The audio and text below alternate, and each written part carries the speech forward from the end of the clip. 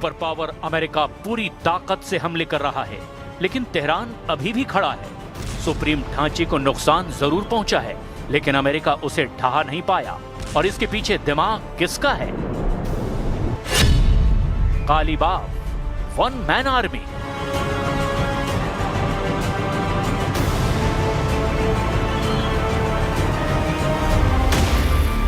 पूरा नाम है मोहम्मद बाकर कालीबाफ, जो ईरानी संसद के स्पीकर हैं, जो फिलहाल नजर आते हैं एक पुल के तौर पर ईरान और अमेरिका के बीच। लेकिन उनकी बुनियाद से लेकर उनके निर्माण तक की प्रक्रिया ऐसी रही है कि जब जंग की सूरत पैदा हुई तो कालीबाफ बन गए ईरान के strategic commander. The Jerusalem post का दावा है कि कालीबाफ ही वो शख्स हैं जो 2026 के इस भयंकर युद्ध में ईरान की रणनीति को चला रहे हैं।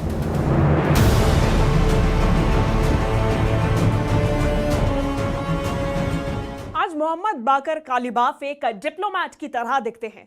पिछले 20 सालों से उन्होंने यही चोला पहना हुआ है। विदेश में बात करने के लिए ईरान की ओर से सबसे बड़े चेहरों में कालीबाफ शामिल हैं, लेकिन उनकी जहनियत ऐसी है कि उन्होंने 19 साल की उम्र से ही अमेरिका से ऐसी ही जंग लड़ने की तैयारी की है। शुरुआत ही की बासीज फोर्सेस के कमांडर के तौर पर, जो बाद में IRGC के एयरफोर्स के कमांडर बने और आज की तारीख में ईरान की मिलिट्री काउंसिल के सदस्य हैं। भले ही ईरान के सुप्रीम ढांचे में मोहम्मद बाकर कालीबाफ का ओहदा तीसरे नंबर पर आता है। सुप्रीम लीडर मुस्तफा खामनेई, उनके बाद IRGC के commander in chief Ahmad Vahidi और उनके बाद आते हैं मोहम्मद बाकर कालीबाफ, जो राजनीतिक फैसले भी ले रहे हैं और मिलिट्री से जुड़े फैसले भी।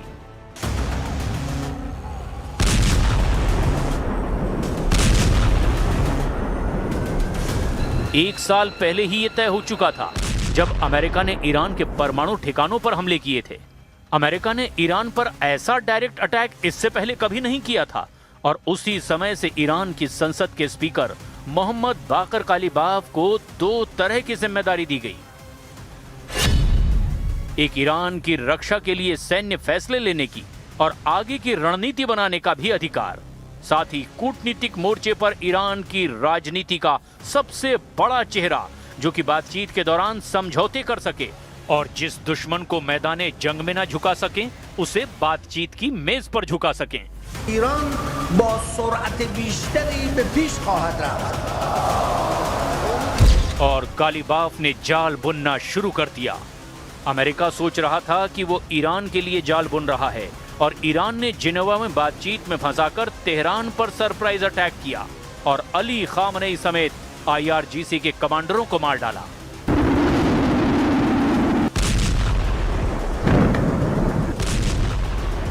तेहरान में यह अटैक सरप्राइजिंग था, लेकिन ऐसा नहीं था कि मोहम्मद बाकर कालीबाफ को अंदाजा नहीं था कि अमेरिका अटैक कर सकता है।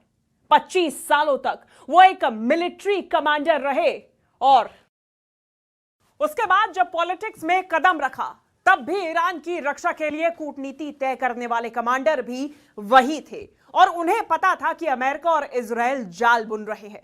कालीबाफ अमेरिका और इजराइल के अटैक को टाल नहीं सकते थे, लेकिन उन्होंने वो जाल बुन रखा था जिससे अमेरिका आए तो सही लेकिन निकल ना सके। Maybe Mr. Trump can start a war, but he doesn't have control over the end. जनवरी के आखिरी हफ्ते में ही कालीबाफ को लगने लगा था कि तेहरान में खामनेई शासन को गिराने के लिए अमेरिका कुछ भी कर सकता है और उन्होंने इसकी तैयारी कर रखी थी और तभी ऐलान कर दिया था कि ट्रम्प चाहें तो जंग की शुरुआत कर सकते हैं, लेकिन उस जंग की कमान ईरान के पास होगी, अमेरिका के पास नहीं। यानी शुरुआत जंग की अमेरिका करेगा, लेकिन उसे अंजाम तक ईरान पहुंचाएगा।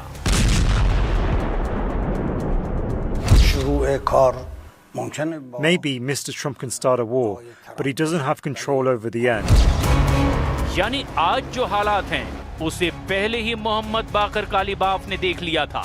कालीबाफ की रणनीति और कूटनीति का ही ये नतीजा है कि आज ईरान को अमेरिका के सामने झुकना नहीं पड़ रहा है। जंग शुरू करने वाले डोनाल्ड ट्रंप मजबूर नजर आते हैं। अमेरिका जंग खत्म करने के लिए बेताब दिखाई देता है। ईरान चुनौती दे रहा है कि वो महीनों जंग लड़ सकता है। तेहरान ऐलान कर रहा है कि शर्तें एक तरफा नहीं हो सकती। आज बातचीत की मेज पर ईरान का पलड़ा ज्यादा भारी दिखता है। अली खामनेई की मौत के बाद मुस्तफा खामनेई सुप्रीम लीडर बनाए गए हैं। हुसैन सलामी और मोहम्मद पाकपौर के मारे जाने के बाद अहमद वाहिदी IRGC के कमांडर इन चीफ बनाए गए हैं। लेकिन फिलहाल ये साफ दिख रहा है कि ईरान की स्ट्रेटेजिक कमांड मोहम्मद बाकर कालिबाफ के हाथों में है। कालिबाफ ने एक किला तैयार किया है जिसमें सैन्य ताकत की फौलाद के साथ भी शामिल है सरकार के सिस्टम की कंक्रीट, जिसके आगे दुनिया की सबसे बड़ी ताकत को भी बार बार झुकना पड़ रहा है।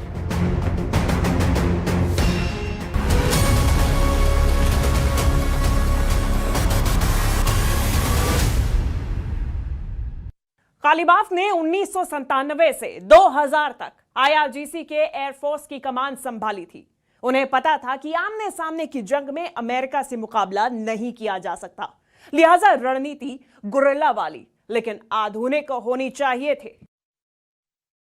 जो देखने को मिला जंग के वक्त, वॉल स्ट्रीट जर्नल और ईरान इंटरनेशनल की रिपोर्ट्स के मुताबिक कालिबाफ ने ऐलान कर दिया कि अगर बम गिरेंगे तो हम दुनिया की अर्थव्यवस्था की सांसें रोक देंगे और हॉर्मुज स्ट्रेट को सील कर दिया गया।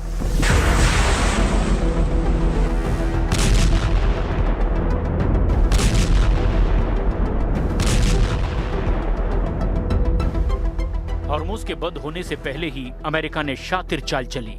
अली खामनेई के शासन को जड़ से उखाड़ फेंकने के लिए तेहरान के कुछ चेहरों के सामने चारा फेंका गया। कुछ रिपोर्ट्स के मुताबिक अमेरिका तेहरान में नई सरकार बनाने के लिए मोहम्मद बाकर कालिबाफ को ऑफर दे चुका था। But we're dealing with the man who I believe is the most respected and the leader. It's a little tough. We've wiped out everybody. Is that the supreme leader? No, not the supreme leader. Trump क्या कहना चाहते थे ये तो साफ नहीं है, लेकिन अंदाजा लगाया जाता है कि ईरान के सबसे बड़े राजनीतिक चेहरे को टारगेट किया जा रहा था। दुनिया के सामने अपनी इमेज बचाने के लिए ट्रंप दावे कर रहे थे कि वो बहुत जल्द ईरान को खत्म कर देंगे और उनके पास एक ग्रेट डील आने वाली है। लेकिन हकीकत में ट्रंप कालिबाफ के बिछाए जाल में फंस चुके थे। محکم این کار رو دنبال می‌کردیم. امروز هم محکمیم. یعنی ما امروز هر لحظه در لحظه اگر دشمن خطایی بکنه و اقدامی انجام بده، چون ما به دشمن هیچ اعتمادی نداریم.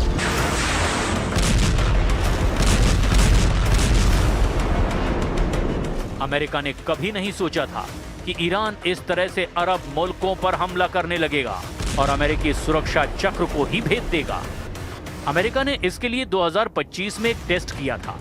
ईरान के परमाणु ठिकानों को निशाना बनाया गया और ईरान ने कतर में अमेरिकी बेस पर हमला कर दिया था। –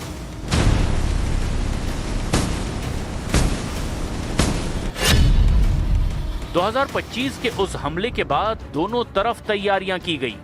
अमेरिका ने जहां समंदर में अपनी शक्ति को बढ़ाना शुरू किया था, तो वहीं ईरान ने रणनीति बनाई कि कैसे अमेरिका को अंधा करना है। अमेरिका ने ईरान के आसपास अपनी फोर्सेस को बढ़ाना शुरू कर दिया। ईरान ने उन मिसाइलों को, ड्रोन को तैयार किया जो बिना नजर आए हमले को अंजाम दे सकते हैं। अमेरिका ने पैट्रियट और थर्ड डिफेंस सिस्टम तैनात किए, तो ईरान ने अपने सैटेलाइट के साथ इंटेलिजेंस को भी मजबूत किया, जिसके दम पर अमेरिका के उन हथियारों को निशाना बनाया जा सके जिस पर उन्हें बहुत ज्यादा घमंड था। We are waiting, we are ready to face you. Come and see how all your assets in the region will be destroyed. Come and see what will happen to American bases, ships, and forces.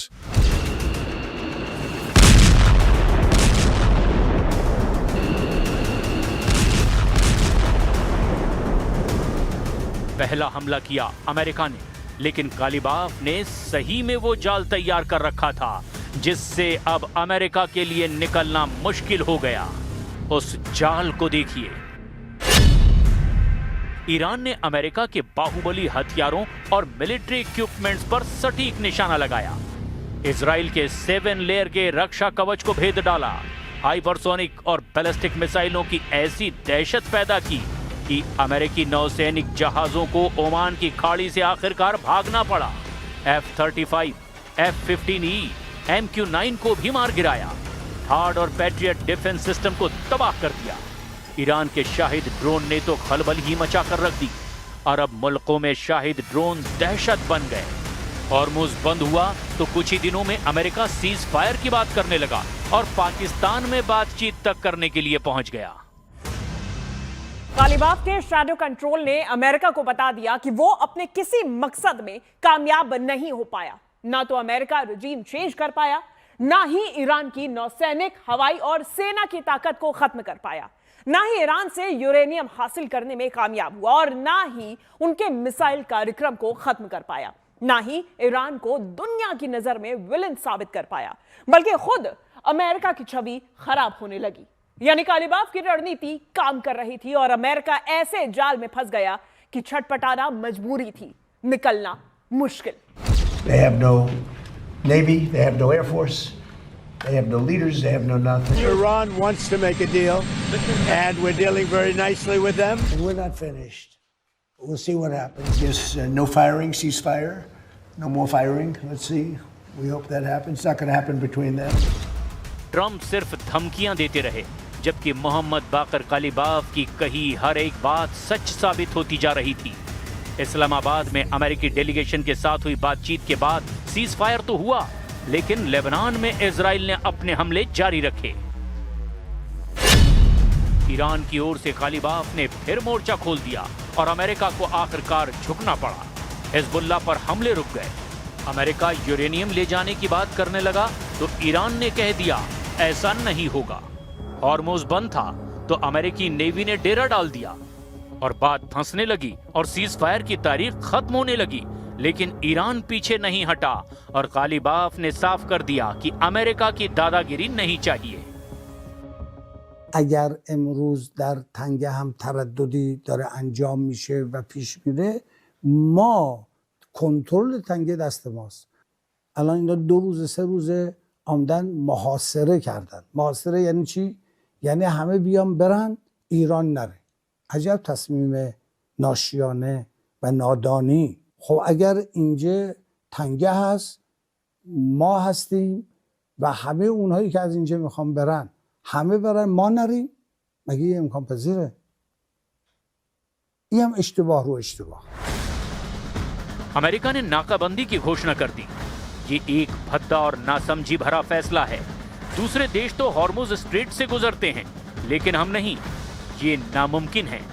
मैंने अमेरिकी delegation से साफ कह दिया है कि अगर उनका माइन स्वीपर अपनी जगह से 1 इंच भी आगे बढ़ा तो हम यकीनन गोली चला देंगे।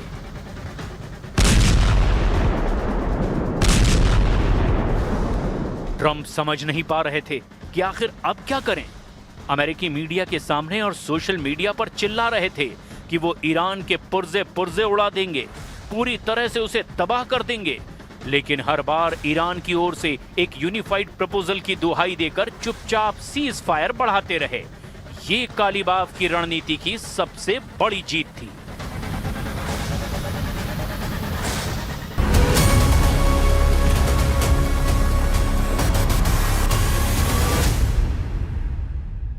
कालीबाफ के 2 चेहरे हैं और ये उसी की जीत थी। एक्सियोस की रिपोर्ट के अनुसार वाहिदी और उनका गुट लगातार ये शोर मचा रहा था कि अमेरिका से कोई बात नहीं होनी चाहिए, लेकिन कालीबाफ का गेम अलग था।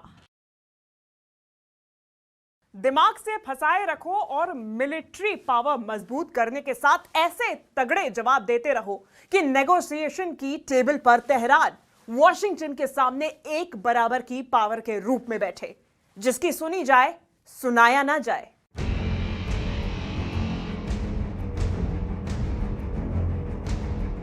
यही वो समय था जिसके लिए कालीबाफ को तैयार किया गया था। कुर्दिश पिता और पर्शियन मां के इस बेटे ने शुरुआत से ही अपनी जिंदगी अपनी कौम के नाम कर दी थी। आज जो ईरान सरेंडर करता हुआ नहीं दिखाई दे रहा, उसके पीछे ऐसी ही सोच है जिसके लिए सरेंडर करना किसी जोर जबरदस्ती के आगे सिर झुकाने से बड़ा गुनाह कुछ भी नहीं। इसीलिए मोहम्मद बाकर कालीबाफ सिर कटाने को तैयार हैं, लेकिन झुकने को बिल्कुल नहीं। فرشتگانم. بدون شک هیچ توفیقی برای من جز شهادت نیست. بدونید امروز چه کاغذهای مذاکره چه کاغذ نقشه میدان جنگ هر دو برای من یکیه. هم جانم رو آماده‌ام بدم، هم آبرومو در اینجا بدم. هم حاضرم خون بدیم، هم حاضرم خون دل.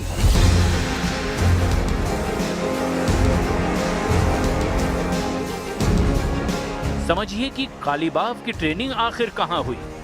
1979 जबकि इस्लामिक क्रांति की जीत हुई और ईरान में तख्ता पलट हुआ, अयातुल्लाह खुमैनी के हाथों में कमान आई। कालीबाफ उस इस्लामिक क्रांति में खुमैनी के एक वफादार कमांडर थे जिनकी मिलिट्री और राजनीतिक दोनों समझ इतनी बेहतरीन थी कि महज 19 साल की उम्र में खुमैनी ने उन्हें बासीज का कमांडर बना दिया था। چند سالتونه؟ 43 سال. 43 سال؟ بله. پیر شدین؟ نه آخر نمیدونم آقا، ما سردارا بود تیم حالا جنرالایی که تو کشور دیگه میبینیم معمولا محسن‌تر از این قضیه. ما روزی که خرمشهر شما بودین 19 سالم بود. شوخی میکنین؟ نه خیر. وقت چی بودین؟ بسیج بودین؟ چی سرباز؟ بسیجی که ایشالله حتما بودیم. نه حالا یعنی منظورم تو به هر حال توی گروهی بودید پاسپا؟ بله نه خیر، من فرمانده بودم موقع. من 20 سالتون بود؟ بله 20 سالم بود.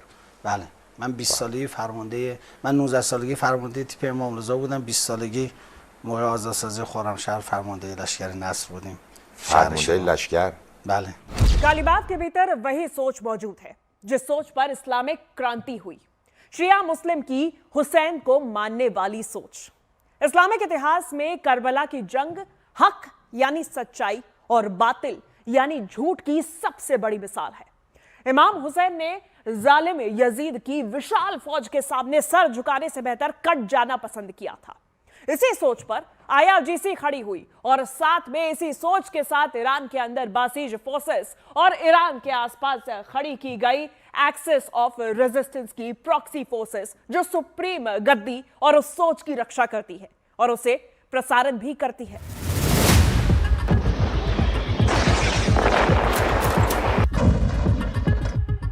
जाहिर है सोच को मारना सबसे मुश्किल काम है। बमों से इमारतें तबाह की जा सकती हैं, लाशें बिछाई जा सकती है, लेकिन सोच से जुनून को नहीं मारा जा सकता। मोहम्मद बकर कालीबाफ और ईरान का शिया समाज खुद को करबला के मैदान में खड़ा इमाम हुसैन मानता है और उनके सामने खड़े अमेरिका और इजराइल को आज के दौर का यजीद। कालीबाफ का सीधा फलसफा है, हम कट सकते हैं, हम मिट सकते हैं, लेकिन हम जुल्म के आगे झुकेंगे नहीं।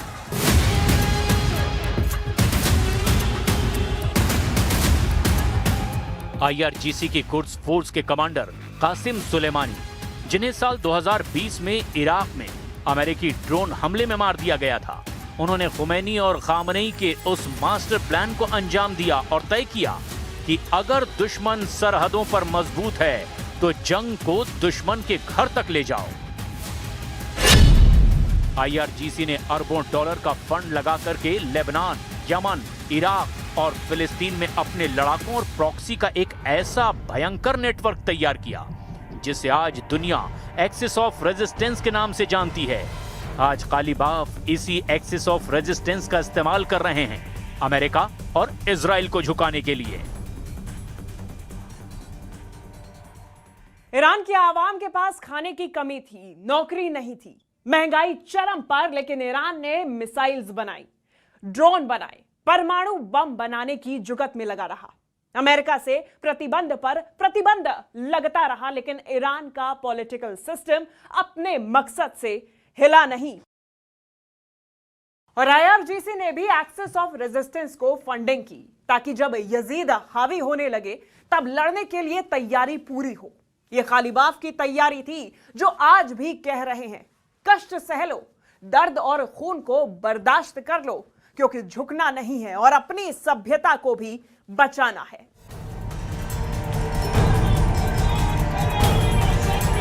जब अमेरिका के साथ सीज फायर की मियाद को आगे बढ़ाने की बातें चल रही थी, जब पाकिस्तान में दोबारा मीटिंग करने की बातें चल रही थी, तब मोहम्मद बाकर कालिबाफ ने स्टैंड ले लिया कि बात तब तक नहीं होगी जब तक अमेरिका अपनी शर्तों को नहीं मान लेगा और हॉर्मुज स्ट्रेट के सामने से अपनी नेवी की नाकेबंदी को खत्म नहीं करेगा।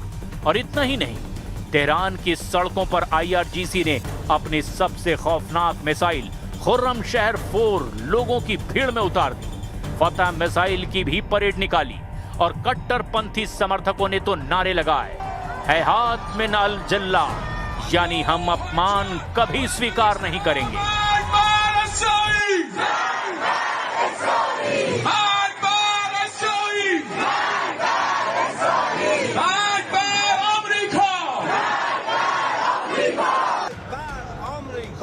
ये तेहरान का ऐलान है, पीछे ना हटने का ऐलान है। इमाम हुसैन की यजीद से जंग वाली ये सोच बहुत बड़ी तादाद में ईरानी आवाम को आखिरी हद तक मरने मारने के लिए खड़ा कर देती है। संसद के स्पीकर के तौर पर कालिबाफ ने नेटो और यूरोपियन यूनियन की सेनाओं को आतंकी संगठन घोषित कर दिया, ठीक उसी तरह जिस तरह उन्होंने IRGC को आतंकी संगठन करार दे दिया है। साथ ही कालिबाफ की अगुवाई में ईरानी सांसदों ने IRGC की वर्दी पहनकर संसद में अमेरिका मुर्दाबाद और इजराइल मुर्दाबाद के नारे तक लगाए थे।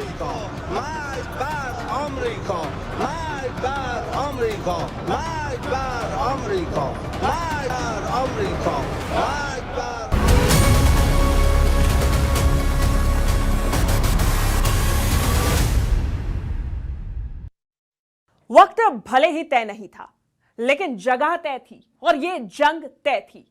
कालिबाफ को ईरान की सुप्रीम लीडरशिप ने इसीलिए दो धारी तलवार की तरह तैयार किया। एक वो जो कूटनीति से टाइम बाय करता है और डिफेंस तैयार करता है, और दूसरा जो हर सैन्य रणनीति का माहिर है, बासीज से लेकर नस्र तक और खत्म अल अंबिया तक। राजनीति में PhD करने वाले कालिबाफ को सारे दांव पेच आते हैं।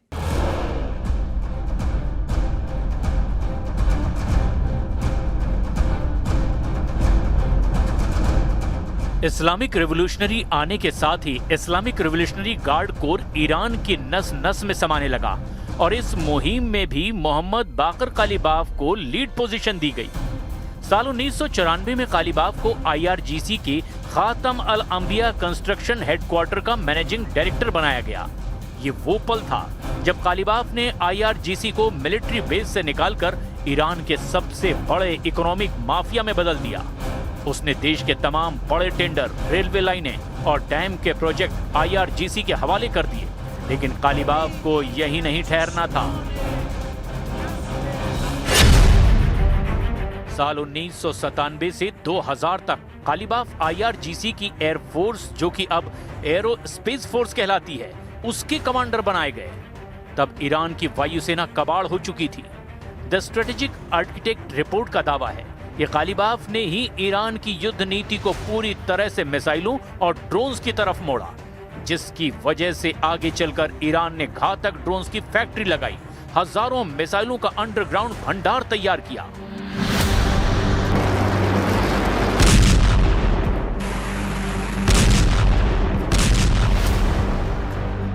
कालिबाफ ने अपने सबसे वफादार और करीबी दोस्त अमीर अली हाजीजादेह को एरोस्पेस फोर्स का प्रमुख बनवाया था। हाजीजादेह की मौत के बाद भी इस खूंखार विंग का रिमोट कंट्रोल कालिबाफ की ही जेब में था, जिसने जंग में अमेरिका और इजराइल को कड़ी टक्कर दी। अमेरिका ने कोशिश की, लेकिन ग्रेनाइट के पहाड़ों के नीचे बने मिसाइल और ड्रोन सिटी अभी भी कायम हैं, जो ईरान के लिए फिलहाल न्यूक्लियर शील्ड का काम कर रहे हैं।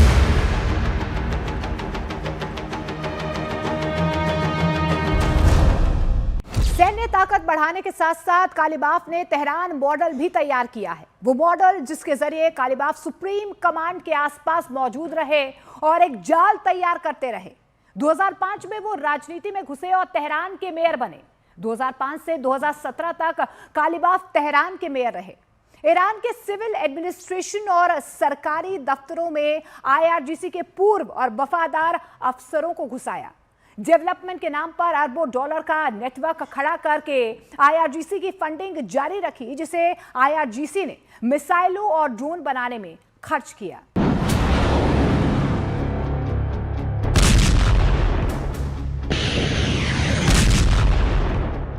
एक इन्वेस्टिगेटिव रिपोर्ट में दावा किया गया कि कालीबाफ ने तेहरान म्युनिसिपैलिटी के 13 ट्रिलियन तोमान यानी कि करीब 3 अरब डॉलर का गबन करके उसे IRGC से जुड़ी कंस्ट्रक्शन कंपनियों में लगा दिया। मकसद एक ही था, ईरान की कट्टरपंथी हुकूमत कभी गिरनी नहीं चाहिए। कालीबाफ ने एक ऐसा नेटवर्क बनाया जिससे सड़कों, पुलों, म्युनिसिपैलिटी और संसद के हर एक कमरे में IRGC पहुंच गई।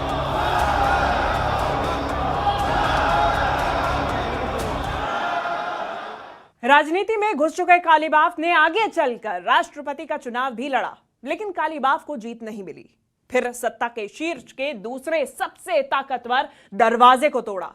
2020 में ईरान की संसद यानी मजलिस के स्पीकर बन गए और यहां आते ही कालीबाफ ने नेशनल और इंटरनेशनल स्तर पर तेहरान मॉडल को लागू किया।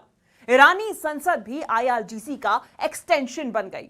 मोहम्मद बाकर कालीबाफ ने ईरान को एक ऐसे चक्रव्यूह में बदल दिया है जिसका डिजाइनर भी वो खुद हैं और उसके सबसे खूंखार पहरेदार भी।